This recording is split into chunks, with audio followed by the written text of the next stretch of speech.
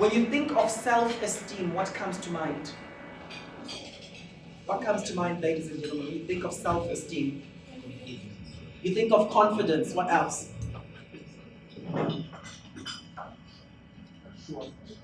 Assuredness, right? What else? Character. Yes. Worthiness. Courage.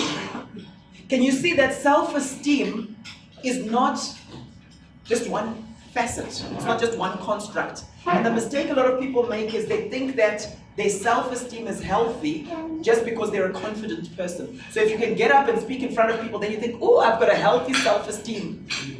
Those of you who've read my book, Building a Healthy Self-Esteem, you'll know that there's 6 pillars when it comes to self-esteem. So I want to take you through those 6 pillars, but we're going to apply it to our marriages. Because the thing about your self-esteem, right? The thing about your self-esteem is you get it ultimately from God. The Bible says that we were created in the image of God. Is God insecure? All right? Is God afraid? No. Is God unassured? No. So if we're created in His image, we're supposed to walk in that strong sense of a healthy self-regard, a healthy self-esteem. All right? And there are many dimensions of it. But here's the thing. Your spouse is the primary agent to reinforce a healthy self-esteem. Everyone got that, right? And this is a scary thing. Your spouse can do so much for you in terms of boosting your self-esteem. Some of you weren't that confident when you got married, but because of the person you got married to and the way they kept on washing you with great words and attitude, what's happened? How many of you are like that? You weren't that confident when you got married, but as a result of your marriage, you see yourself differently. Okay? My wife's hand is up. I see that hand. You can see I'm a pastor. I see that hand. You see that hand. All right? But you know what the sad thing is? The converse is true. For a lot of people, they started out very confident. But because of who they got married to, we look at them now 5 years down the line, and this woman doesn't see herself as beautiful. She doesn't want to step out and say, what happened? What's wrong? I'm not sure of myself. So God has given us tremendous power to influence our spouse's self-esteem. Does that make sense? And the thing is, it's not just in words. It's not just in what we say to them. It's also what we don't say. Have you noticed that we talk about sins of commission and sins of omission, don't we? All right? Think about it. A lot of people growing up in families, and they'll say, my family was so dysfunctional. And then we say, what did your father do to you? What did your mother do to you? And very often it wasn't what the mother did. It was what she didn't do. Yeah? If a parent neglects their child and doesn't feed their child, what happens? They can be put in prison, or social workers take the baby away. What did the mother do? What horrible thing did she say? No, it was what she didn't do. So as we're examining building our spouse's self-esteem, we're not focusing just on what you say. We're also talking about what you don't say. We're not just talking about what you do, we're also talking about what you don't do. Does that make sense? And I'm hoping that every single person in the room today is committed to helping to reinforce their spouse's self-esteem. Are you ready? So, what is self-esteem? When we talk about self-esteem, what is it? Self-esteem is the disposition to experience oneself as competent to cope with the basic challenges of life, right? And as worthy of happiness, right? Self-esteem is the disposition to experience oneself as competent to cope with the basic challenges of life and as worthy of happiness. I like that combo there.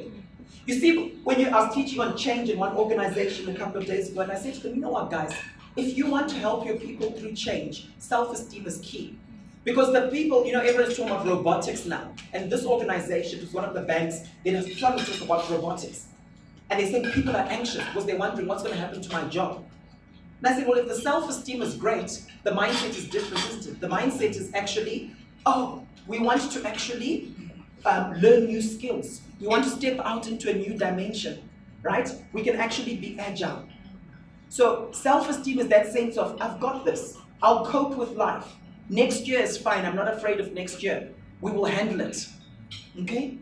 And then as worthy of happiness. That's an interesting one, isn't it? You know that some people feel guilty when they experience pleasure. If you've been through negativity in your life and you've been told you're not worthy of happiness, your mindset ends up being, I'm not worthy of experiencing pleasure.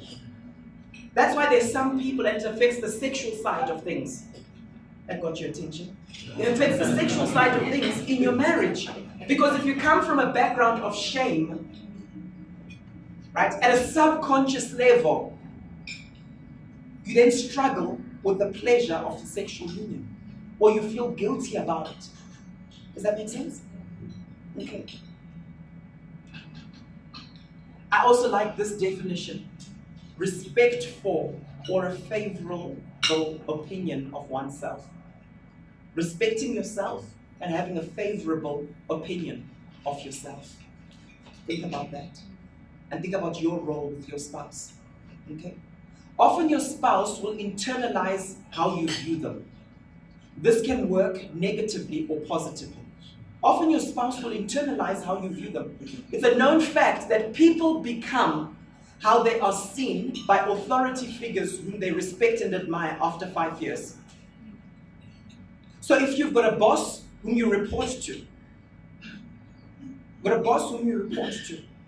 and you admire that boss and you respect that boss, you become how they see you after 5 years. Isn't that scary? You know what we've seen? We've seen it happening with married couples. Because typically you want to please your spouse. How many of you want to please your spouse? How many of you are afraid of disappointing your spouse? Okay? I see that hand, I see hands everywhere. Okay? Right. So here's the key thing. You tend to internalize how they view you. Okay? You tend to internalize how they view you.